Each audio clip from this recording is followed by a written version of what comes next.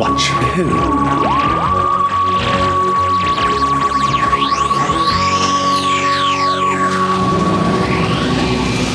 Hello. And welcome to Two Watch Who, a Doctor Who podcast. I'm Mark. I'm Sarah. And I'm a Doctor Who fan. And I'm new to watching Who. Watching for the very first time. Very first time. And here we are taking a stroll in the woods on this planet here. Just, going along. Yeah. Having a chat. Absolutely. Avoiding the bats. Yeah. Absolutely avoiding the bats. Don't want to get bit by those. Yeah, vampires. Now, I was trying to think. We've not really had vampires in Doctor Who before. Apart from Robot Count Dracula in The Chase. Yeah, that doesn't count. So, have you watched all this today, or...? Sort of. I did episode 1 and 2 together, and I did 3 and 4 today. Well, I'll just start off. You were right about Adric, obviously. He was a stowaway. I stowed away. Yeah! He's up here for a while, though. It was... yeah, because they don't even know that he's around until, episode 3. I feel like it was a good 5-10 minutes before he's on screen. So if I'd have, last week when I said, I almost wanted to, watch the start of the next one to see if he was there, I wouldn't have seen him. It still would have been a surprise. It was a while, but they had all the things, they landed, and they were well off before he even came out. Quite a lot. And he's separate for a lot of the time. So, yeah, I didn't want to say, but yes, Adric is around. We'll see how long he's around for. I'm still not going to say. You don't know from story to story. No, I don't. Well, they hinted that they were going to try and get him back. I feel that he will be around for...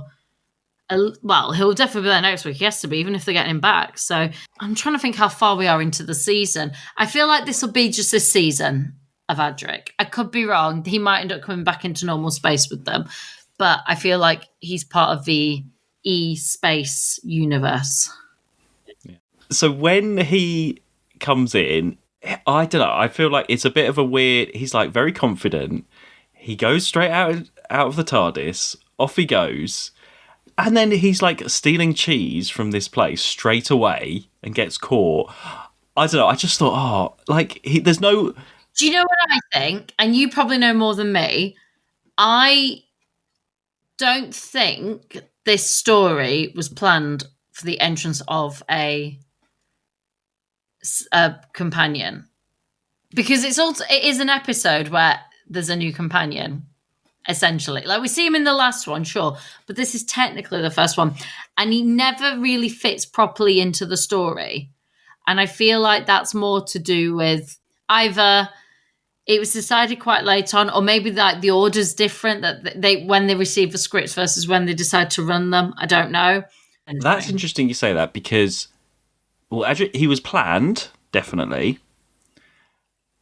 This script was originally sent in ages ago for the Doctor and Leela, a long time ago. Oh, God. Around that time, and then it was scrapped or whatever, and then it was brought back.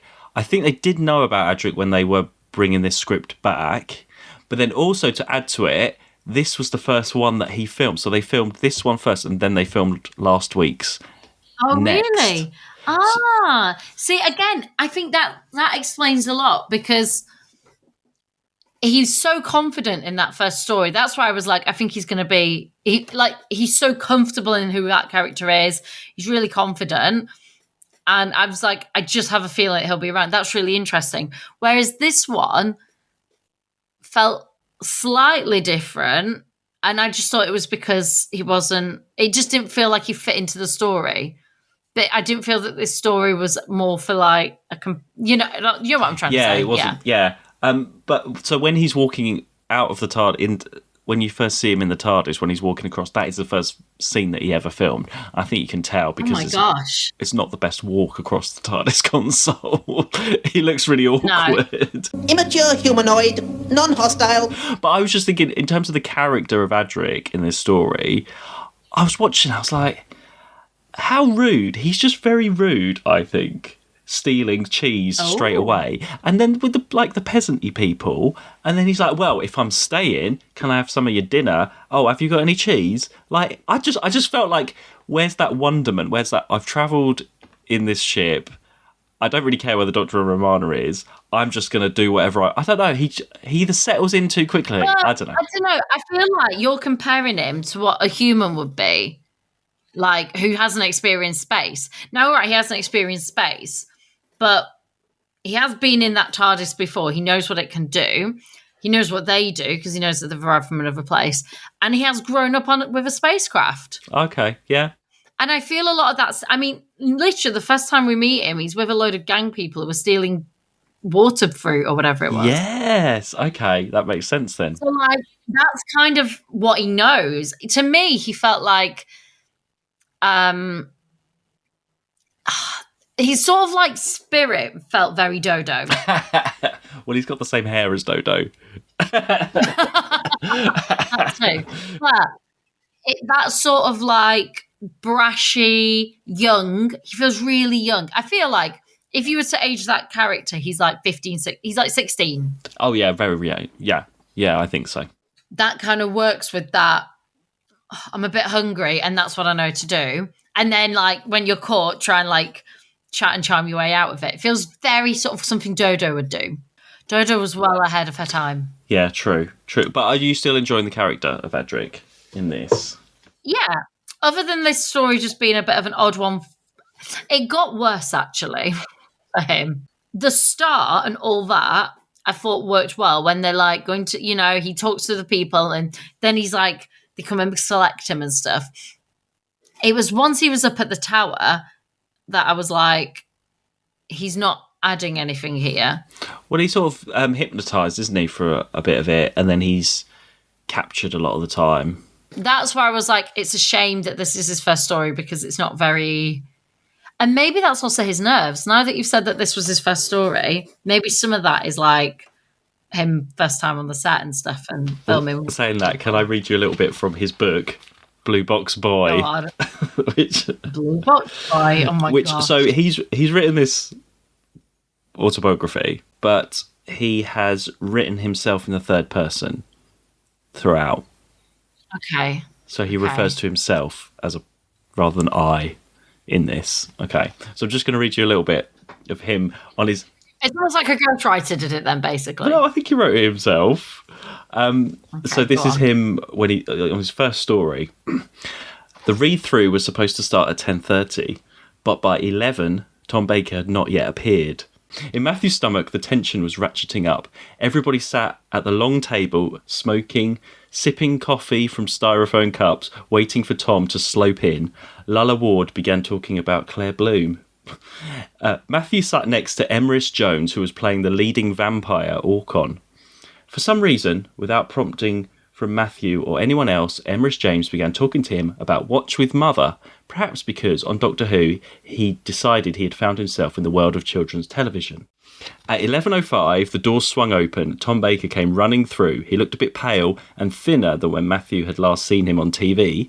He wore a grubby brown raincoat and trousers the colour of milky coffee and a white shirt thinned by too much ironing so that patches of his flesh could be seen through it. He had the remains of a cigarette in his right hand, ash flying behind him as the door swung closed. He carried a mouldy leather briefcase. He made a small grunt of apology. Tom came in late, probably because he had overslept. But for Matthew, it had the effect of the Hollywood diva.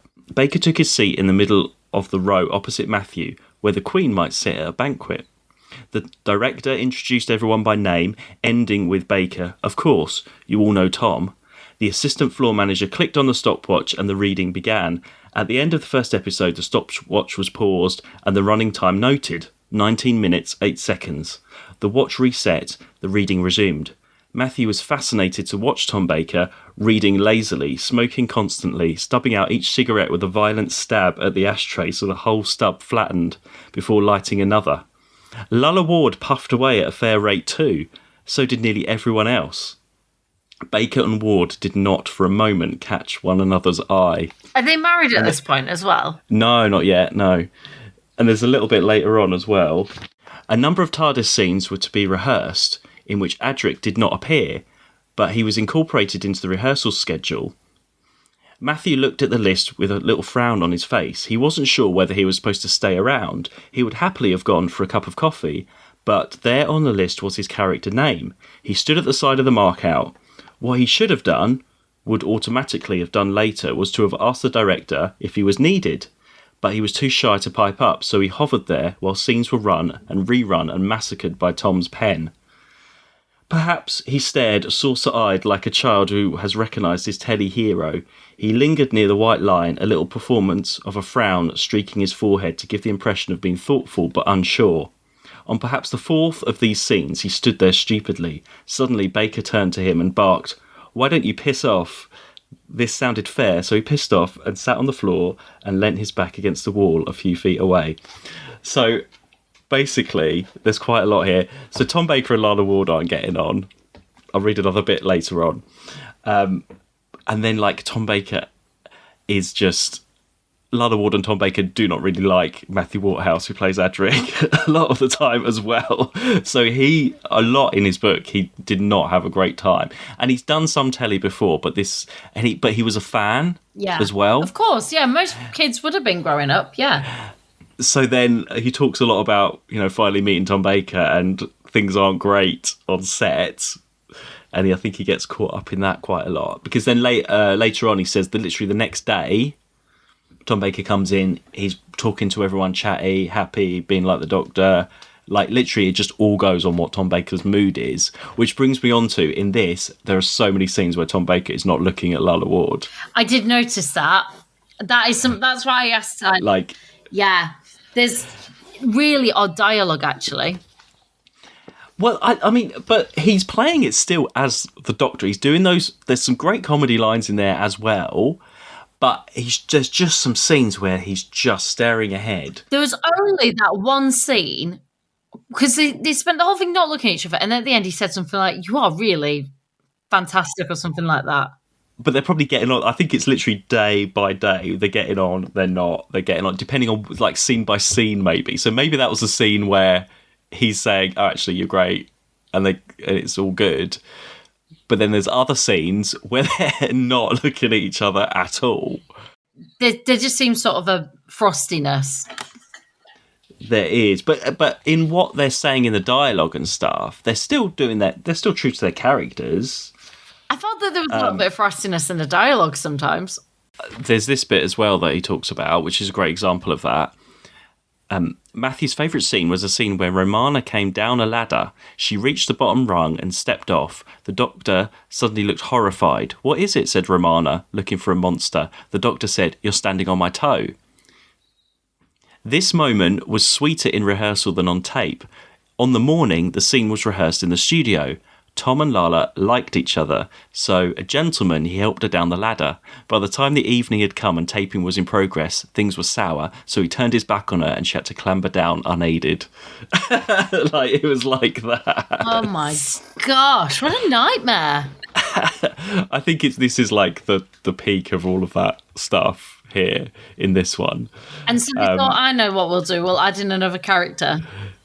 So, like, Lala Ward I don't think she's ever spoken favourably of Matthew Waterhouse, who plays Adric. What a shame. She had a go at him and stuff, but I think she had a lot going on, and Tom Baker had a lot going on, and then you bring in this other actor who hasn't had much experience and probably wasn't 100% non-brattish. I don't know. It's all different sides of story. And how are you supposed to be professional and learn when you're in that environment? That's the other thing. I think it's on them. Yeah. So it was all I don't know. We don't usually go so behind the scenes gossip, but I just find it really interesting but I don't think it comes across. I don't know. I think there are moments actually where you do see it, where, especially when, that bit with Romana and Adric sort of arguing. Yeah. She's really snappy with him for like that. Later on, he says to her, "Well, I was trying to save you," and she was like. And she said something like, "Well, you didn't do a good job," or something. I think the inflection though is real with her. Yeah. Do you know what I mean? Really is nasty with him. Yeah, but we haven't really had companions that have been like that together. I mean, not really, not to that extent, anyway. But I feel like they can get away with it a little bit at this point because they're saying like, "Right, we're going to send you back. You stowed away. We're going to send you back." So I don't think he's going to be around for long. That's how it feels. But I could be wrong. Could be another. I suppose you're right. What's his name? Who was around forever? Who's that? Scottish Jamie. Oh, Jamie. Yeah. Get rid of Jamie. Okay, so there we go. So there's the gossip and the regulars straight in there. So what do you think of the actual story? Ironically, I liked everything but the vampires. As in the characters or the performances of the vampires? The idea of the vampires. It could have been anything to me. I don't know. For some reason, I just didn't find it believable. The worst performance by far was that Queen. Oh my God, Queen Camilla, she's called. Queen Camilla was awful. Like, every time she did something, I was like, oh, no. But they're not over the top. Yeah, she is. No, but You know the one where they go when they're in the thing and they're like, oh, his blood's stale, you killed him. And there's like, well, these two, he's not too bad. She is like, she does this weird like vampire arm acting. It was like some weird come hither. I don't know. It was really ropey. And then her death as well. You know, I'm really skipping around here. But right at the end, they're all like, and she was like, oh, like her eyes were going up. And I was like, oh, I don't know. She just really annoyed me throughout. I found her acting really gammy. I think they're quite effective. I think they're very well choreographed. The way that they're in sync with each other, when they're washing their hands one by one. They're in that. Oh yeah. The moves I think are really well done. I just don't find it believable. They swarmed all over the universe. And they were so strong that one single vampire could suck the life out of an entire planet. One single vampire could suck the life out of an entire planet? Yes. Rubbish. You know, you hear, but which is ironic because for some reason, if I go back to demons, I'm allowed to believe that and stuff. But I don't know. Maybe it's because they said something about Dracula. It almost just feels like a fiction. And I guess that's the point. They're trying to show that like fiction could be reality, all that sort of stuff. Well, I think they're putting enough of a sci-fi thing on it to say that there's this great vampire and there's a history with the Time Lords and all of that. I think this would have worked better as a Layla story. Layla, yeah. Because I can imagine it being around when they did the Victorian one and stuff like that. And that would have been really cool. And there's just something about this that just didn't fit for me. But I could imagine it. If it had been then, I think it would have been very different. I think it had been really gothic and theatrical, and I don't think I would have minded as much. And we've moved so far on from where that was to now. This is gothic in its way. Yeah, but it's sort of. What I'm trying to say is the gothic one with the space side. I think it would have just fit more within where they were in their stories and the genre and who those characters were. Whereas this one, we've moved so far on. I mean, yeah, we've got a companion who is essentially a Time Lord. And what was cool with Leela was she was this sort of rogue, I don't know, what am I trying to say? She was learning. Yeah, she was that. She was more of a sponge for this sort of stuff. And so I don't know. I found. But no, that you're right about it. It would have fitted it back because back then we had mummies. Yeah. We had all the Frankenstein. We had all that. So Dracula would have fitted in. It would have fit really. I can imagine it being in that time, and I can imagine it working. And then the tone of this season is your science stuff. Yeah, I think that's what they're doing. I mean, the first few, they've been really scientific. You said it's based on actual ideas and things. I love that we're in this like e-space, but we're referencing something from Earth in normal space or whatever. Like, I don't know. For me, it was the vampire concept that I struggled with, and I don't think I would have struggled with it in another time. I like fit. Yeah, I see what you mean. I have always liked this one, but I like the idea of this crash spaceship, and it's a bit like last week where they've forgotten where they've come from, and it's a crash. It's pretty much the same as last week in a way.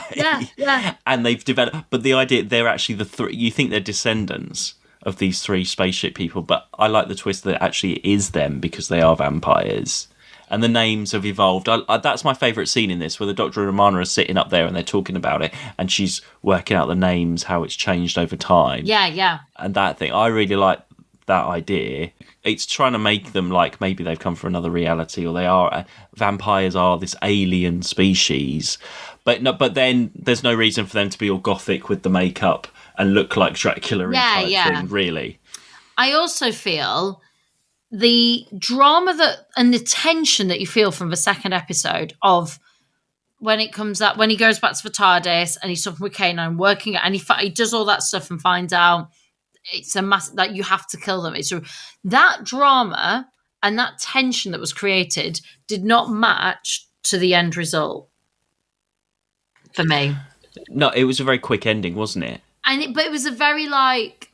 But then you don't want to see the great one. You don't want to see it. It would only just look like the demon, the big demon coming out. I like that you don't get to see what it is because it's so this ancient being that's so powerful that actually you only see its hand because it's supposed to be this, and they can't realise it. So. No, I get that, but like you didn't see any of the fight running up. Like I wanted to see these people that he's brought, like got them ready and charged for battle. You don't see a single thing. All the thing you have is that guard coming going, "Oh, we're being overrun." Yeah, I don't think there's that many people. There's so many of them. Like, I want to see them. I want to see them with K9 trying it. Well, you did. You saw K9 leading the battle. There just wasn't very many of them in the rebellion. No. They have a whole conversation about K9, like, "Oh, we're not following that dog," and then the next scene that's not them talking as vampires is the Doctor with the ship trying to make the ship work. You never see them like charging with K9 and taking all none of that. And I don't know, for me I was so excited after the second episode. It felt really like, oh, this was really big and important. This feels like, and also they're using terminology that, and I was trying to remember if I've heard it before from Doctor Who or if I've just heard it. So this isn't the first time they've mentioned what's his name? Rassilon. Yeah. Is this the first time Rassilon is mentioned? No, we've had Rassilon in one of the other Time Lord stories. Yeah. So, like, that for me was a cool. I was like, oh, I've heard that. I know that. I couldn't picture but I wasn't sure if it was a quiz.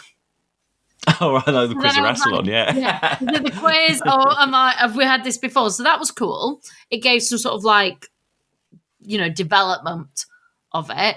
But so I was really excited. I thought, oh, this was like a really important, cornerstone sort of moment. And we're going to meet this great being that, and actually the whole thing, I don't know, I found the ending really wrapped up a bit. Equally though, I did enjoy the story. It's clever that it's a clever one, and I did enjoy it. I just didn't buy into the vampires, and I didn't buy into. I was really disappointed with the build-up that was created to what was the result. There's a few weird bits because at the beginning they're like, it's the wasting. The wasting is the wasting. We've got to be careful, and there's this, and then it's never mentioned again. Whatever the wasting is, like. And you don't really know, is that just... Because they say that's the only village on the planet. And so, again, is it a bit like last week where they're all the descendants of this crashed spaceship, or is it just the three of them? Or it's not really clear because they don't have the technology, and so they don't understand that there's more. Ironically, I would have preferred this to be about 5 or 6. You could have got a bit more out of it, a bit more of the mystery, yeah. I mean, when did you... Because you have all the bats at the end of part 1, don't you? Yeah. With that's when you... Like, that's the... I mean, I suppose it's supposed to reference that they're vampires, but they're not vampires that turn into bats. Well, they're supposed to be... He's supposed to have psychic energy, Orcon, isn't he, about the bats as his... I don't know, it's playing... Because he says it sort of superimpose a picture of a bat over him, and he's like, my servants will go out, and no, it doesn't really. It's more atmosphere than anything else, and it cuts obviously to a David Attenborough film of them bats somewhere that they borrow. Yeah.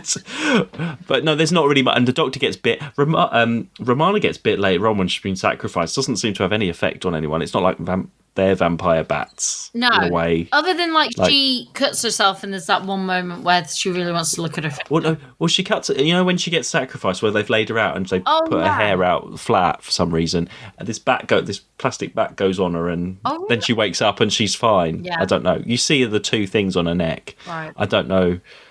No, it's not always clear. Like I like the science bit, but it's more atmosphere than story sometimes. But I do like the atmosphere of it. It is effective. No, I agree. And I like I say, that episode 2, when he's really going into it with Ken and the tension, you really felt that it was really strong. It was a really good performance. And then it just didn't go anywhere. Well, I like the idea of the tower is actually the rocket, and it goes. That was really cool, because when you see it, like, initially you see it as a tower, but then when you realise that, you're like, of course it's a rocket. And that was a really clever, like, to think of towers like that. We know those, and then to think of them as rockets as well. Yeah, I loved that. Yeah. What the music is really, I've put, is really epic still in this. It was really prominent last week, but there's a lot of music in this as well. There's, again, very more 80s electronic. That's really strong. But I think that all adds I love that. the atmosphere that's created. I'm just going to go through my notes and see if there's anything we haven't covered that will remind us of everything. So I've put, obviously, the music. I put the King and Queen of Eyeshadow because there's no reason for them to have eyeshadow. Yeah, the sort of medieval and science world I really like that. I think we've covered everything else. Oh, they have a nice buffet in the tower that they put on. They do, considering they're vampires and just like eat blood or whatever. They have some good food. Oh, and it's quite graphic when we see all the blood. All those people that when they open the thing of blood, but then that when the vampires die, like you mentioned, it's really that graphic. makeup. I think that's like you get that in The Walking Dead now. Yeah, no, and that's on 18. I found it when they were suddenly old. It was really effective. I also, again, just going back a little, just what you said, the tension that they create when they're finding all that, when they going down there, find different things. You really felt, and she was like, I'm nervous, and he keeps them going, and yeah, I enjoyed that. Because when they're going up the ladder, that's obviously somewhere in location, and it's on film, and it just feels more authentic when they're going up and down the ship's ladder thing. And all of that stuff in the forest is really well done. Probably the same forest as last week, again. But it just adds to it. You couldn't get away with any, like, this just being studio stuff. But saying that, the sets are really nice. The colours, yeah, the gold, the oranges. It's just for me, it was just a bit of an odd story. And it's not that I didn't enjoy it. I don't know. I didn't imagine just going here in this part where we are in this world of Doctor Who, and then we're doing vampires. And I was like, I just kind of felt like, really? It just because they do want to drink blood, don't they? Yeah, it's not like literally, they're like, someone's dead, and they're angry that his blood's going to be stale. Like, they are vampires that drink blood. Do you know what? This reminds me as well. I listened to a podcast about bed bugs because I had that terrible experience. I didn't realise they drank blood. Yeah. I know. I've just heard all about it. I was listening to them all, and they like to the times that they like to come out at night and stuff. And I was like, yeah, I know. I know. Experience. It took me right back to that Manchester hotel. And they need to feed every few hours. And I was there for a couple of days. And that's why whenever I put the light on, they scattered because I don't like the light. That's why you slept with the light on. Yeah. I was listening all about their like life cycle and what they do and how far they can travel and stuff. And it's not far. Oh my gosh. I didn't realise that they actually drunk blood. They're one of the only things that actually do proper drink like human blood and need it. And that was in that hotel in Manchester. Do you think that's where the idea of vampires sort of came from? Something that like feeds on blood? Because bedbugs must have been like, I mean, way back when these sorts of things. I suppose there's quite because you get bites from bedbugs, so people have known them, and like people didn't have bed, like they were made up of things. So if anything was going to harvest in that, it would have been bedbugs. Do you think maybe that's like the early ideas of what? Someone will correct us and tell us the actual early ideas. Probably not. Yeah, it's probably quite not. Interesting. Yeah, so that reminded me of it. I was like, oh my gosh, yeah. Well, ironically, that trip is what inspired this podcast. Yeah, one way or another. There we are. Yeah, with that in a with those different bed bugs. way, but we Yeah, was meeting if that in hotel. Manchester in a hotel, thinking of you in the bed bugs. Yeah, if that hotel had been like 5-star and really nice, it probably would wouldn't have be a different happened. story. Yeah, I wouldn't have been sat there laughing at your expense. Real life State of Decay there. That hotel is State of Decay. It's a strange name for this as well, State of Decay. It doesn't really mean anything. No, it doesn't. I mean, I guess it's supposed to sort of hint at like the fact that the bodies are drained of blood and decay, and at the end they look very old and decayed. It was supposed to be called the Vampire Lords, but I suppose that would give away The vampire element. the vampire thing. That also It's would not be a shit obvious. title. I don't like that title. I thought Romana would know a bit more because he's telling Romana about the history of that and the Time Lords. And I was thinking, surely if she's grown up as a studious time lady, she would know more about the history and stuff of it all. Maybe Maybe not. Apparently not. Maybe not. No. What do you think of her outfit in this? Do you know? Not her outfit. This is the first time I've really noticed his outfit. Finally. And the question marks on his lapels. There's Finally. that whole thing where it looks great in the studio with the TARDIS, him and K9.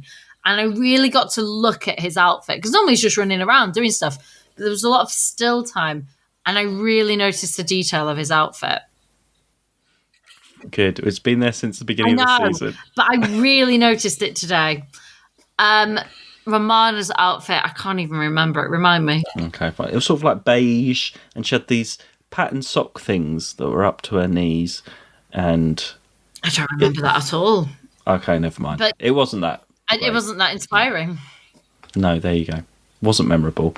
And K9 gets to do a little bit in this as well. That's nice. It's a good K9 story, actually. Yeah. Like, it plays to his strengths. I wish, like I say, I just wanted to see more of him leading the charge. I liked when he came out and was like, what did he say? In something mode, master, or something. In combat mode or something. Combat really made me laugh. Well, the TARDIS is getting crowded now. We've got a whole lot on there. We haven't had that since the beginning, I don't think. No, it's been a while. Probably since Jamie and... Oh, yes, you're right. Zoe. Yeah, you're right. And Jamie, Polly and Ben. Yeah. That was three of them. Time. Yeah. That's three, yeah. If you count K9, then... I don't really, ironically. I can't think part of the TARDIS more than a companion. No, he's a companion. He is. No, you're completely right. It's just not how I think of him in my mind. Okay. But I did, but more and more I think of him as part of the TARDIS because that's where he is most of the time. And we didn't really get any other side characters apart from the three. I mean, the dramatic three vampires. There wasn't anyone else. I mean, there was those scientists, but I don't find them very memorable. There was only that one scientist, and the only other one I liked was who gets killed is that guy that goes, like, he gets like, stop your shit, I'm going to go and get them. He's the more proactive, and then he gets killed anyway in like the third episode. Saving Romana, or trying to save Astrid or whatever he's called. Adric. I'm watching, so side note to Sarah's watching, I'm watching on Channel 4. I'm sure I mentioned it. Maybe I mentioned this last week. This French drama called Astrid Murder in Paris. Yeah, so Astrid is on my mind because of Astrid Murder in Paris. It'll be a while before I can get Astrid and Adric. It's like Ramona. We'll still have to find out if they get Adric back to the Starliner or not. Yeah, supposedly we'll see. that's supposed to happen. Yeah, I'll try and find for next week Lala Ward's side of the story of everything. We've had Matthew Waterhouse. Let's see what she says. I'm intrigued by that. I want to hear more Matthew Waterhouse, I think. Oh my god, yeah, it's a very interesting character. Oh, well, and so's Lala Ward actually. But next week is called Warrior's Gate. Okay. I don't think they're going to have him back. I don't think he's going to make it back yet. Okay. I think they're going to end up somewhere else, and maybe it's a very similar sort of backward civilization again. It's either going to be that, or it's either going to be really backwards or really advanced. That's what I predict. Well, we better head off because I think the bats are coming out. We don't want to get eaten. by bats. We'll head up and have a buffet at the tower. Oh yeah, We'll head up that's there nice. We'll go do Yeah. that before we head up. It looked like she had like salami and some cheese. Yeah. Hopefully no blood. No blood. No, I don't know what was in that. Did he say there was blood in that wine glass? He said I don't know. maybe. It would have been really obvious though if they're trying not to hide to be vampires to be like, here, have some blood. Mate, it was probably just some wine. Maybe there was wine and then they were drinking what looked like wine because they were trying to cover that. What it was. Anyway, in the meantime, you can follow us on Twitter and Instagram at TwoWatchWho. Tell us what you think about State of Decay. I think people really like this one. Yeah, I can imagine. So- Like I said, it's just, hey, look, I'm just being honest. That's my You're not a fan of vampires? Not, I would have previously. For me, it just didn't fit in this point in time. Didn't mean I didn't Right, enjoy it. I gave it a 7 out of 10. Okay. We can't ask for more than that. So we will see you all next week for Warriors Gate. Yeah. Bye. Bye. Watch who?